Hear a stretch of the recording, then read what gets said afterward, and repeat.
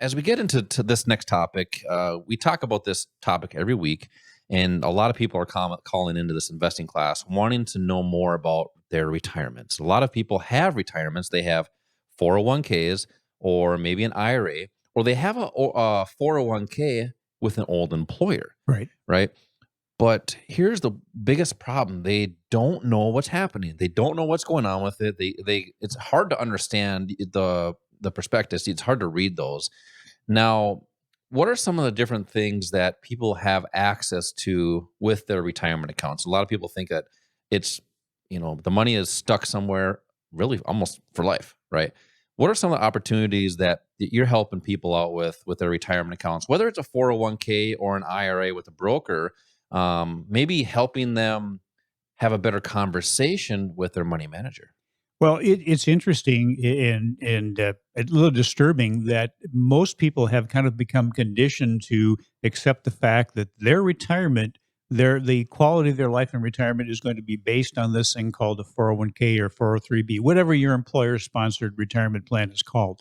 And you are just conditioned to know that every time you get paid, a portion of what you get paid is going to be taken out and is going to be put into whatever you have chosen it to be put into in that employer-sponsored retirement account. And then people just kind of put it on autopilot, cruise control, and just hope that there's enough there when they retire to survive, to live the life that they want. The problem is there's a number of problems there. Number one is the choices that are available within the 401ks and the advice or lack of advice and guidance that you get.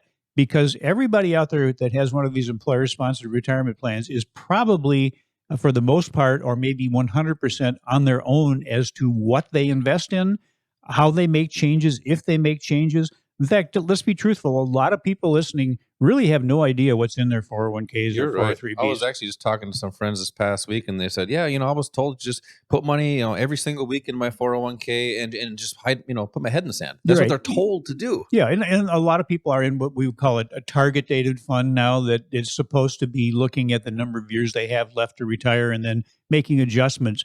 And the problem with that kind of an investment and what we have been conditioned to believe, this is kind of the go-to with Wall Street, is when you're younger, have maybe 60% of your assets in the equity market in stocks, 40% in fixed income. As you get older, switch that. 60% fixed income, 40% in equities, or less, maybe more in fixed income. The problem is those fixed income assets right now are not paying enough to give you the kind of income you need in retirement. Yeah. For the 10-year, when we're looking at governments, the 10-year just recently went over 1%. It's been down to in the 0.5%, maybe 0.6, 0.7% range for a long time. That's not a lot of return. So unfortunately, a lot of people now realize when they are in their late 60s and their 70s, hey, this fixed income portion isn't providing what I need. So what they do is they get more aggressive and maybe put some money into something that they're not prepared to properly invest in. So knowing what you have in your 401ks, knowing that you can do some trading in there and you can maybe identify using our core strategy what would be a choice that's a little bit better than another choice. The other problem with those retirement accounts are the fees that are paid. And those fees over the course of your working years can take away maybe hundreds of thousands of dollars that you could have. Let's say 40, 50% of what you could have in your retirement account is going to those fees. A lot of our students want to self-direct. They will roll their 401k when they leave a company, when you retire or you, for whatever reason you leave. That's your money to take with you. You can roll it into a self-directed IRA. You don't have any fees.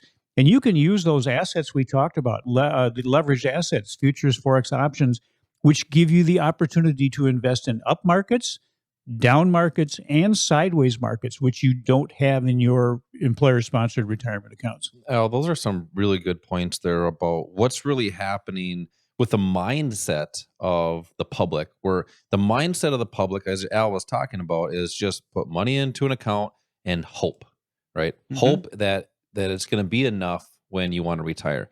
And if you want to talk to anybody, a lot of the baby boomers are retiring right now. They're having a tough time retiring because that hasn't happened for them. Well, what do you think has changed? for people. And what has changed for 401ks? Nothing, right? I mean, we're not saying 401k is a bad thing. It's really been a great thing. It's helped people save. But if it's not getting the returns they need for retirement, they need to do something different. So don't let that happen to you. I mean, here's a question I got to ask everybody.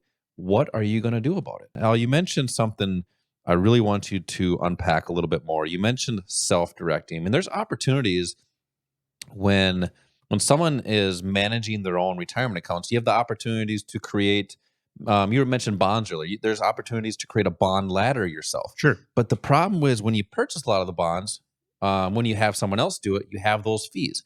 It's all about lowering or eliminating those fees. So talk more about self-directing. How does somebody get started self-directing? Say they have an old 401k with an old employer, or maybe they have an IRA with a money manager. Is that possible to take away from them? Absolutely. It is your money. You don't have to use somebody to invest that money for you. You don't have to pay somebody to make decisions for you. And when you really think about it, you are the best steward of your money. You are able to make decisions that are better for you.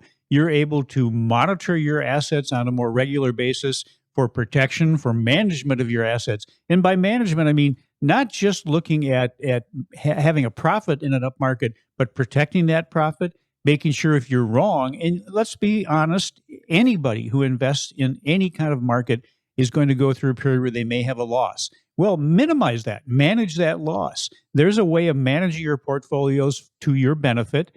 When you talk about retirement, one of the primary goals should be to provide protection for what you have worked so hard for maybe the last 30 or 40 years.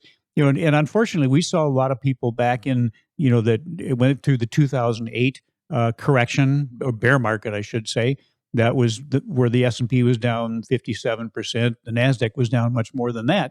But a lot of people retired in 2007, weren't protected, had no idea how to do that, and lost maybe half of what they, half of what they had worked You're for. right there, Al? I'm so choked up when I talk about You're people so losing jazzed money. up right now. Yeah, but when those people went through this period of time, that 17 months where basically 12 years worth of returns were wiped out in the market, and unfortunately, they were drawing money out of the market at that time because their income from their jobs was gone. When you retire, that goes away.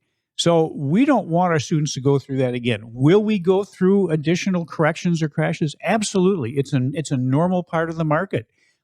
Typically, we go through a 10% drawdown at least every 11 months. In the last few years, we've gone through probably 10 or 15 of those every year. Well, let me ask you this, Al. I got to ask you a tough question because the markets have been, we said at the beginning, they're roaring back. Sure. So how does somebody not be so conditioned that the market's always going to come back? I mean, that's why it's so important to protect, though. Well, right. Protection, especially in retirement, has to be your number one consideration. Protect what you have, because the older you get, the fewer periods of time you have, which could be multiple years, just to get back what you just lost. So Correct. Protection is number one. And then eliminating the fees. By setting up a self-directed IRA, you eliminate that big drawdown. It's like having a bucket, your retirement money in a big bucket with a hole in the bottom of the bucket and money falling out of it.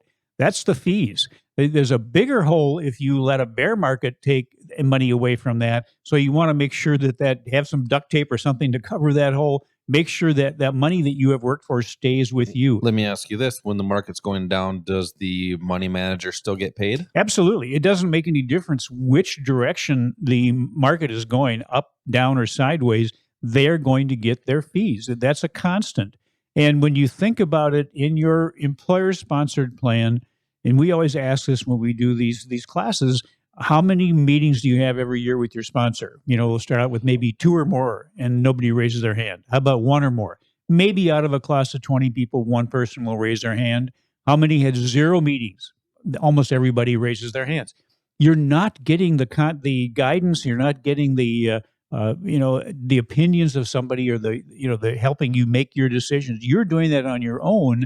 So why not do it in a self-directed account where you're not paying any fees, but you have access to assets that you can use to your benefit, potentially in a down market or a sideways market in addition to an up market? Maybe I'm just thinking about that. Maybe that's why brokers, money managers, advisors get paid off of percentage, or I guess what's under management, Sure. Mhm. and not the returns. Right. Maybe that's No, why. I can remember back when I was a broker, but because that was just when that was transitioning from commissions for a trade to the assets under management, a fee for assets under management. I kept thinking, what a great business model for these companies, because now if they don't do any work at all, they still get paid. And I'm not saying that they don't do anything, Yeah. but it's a great business model for them. Yeah, and that's why it's so important to be you are the best steward of your money.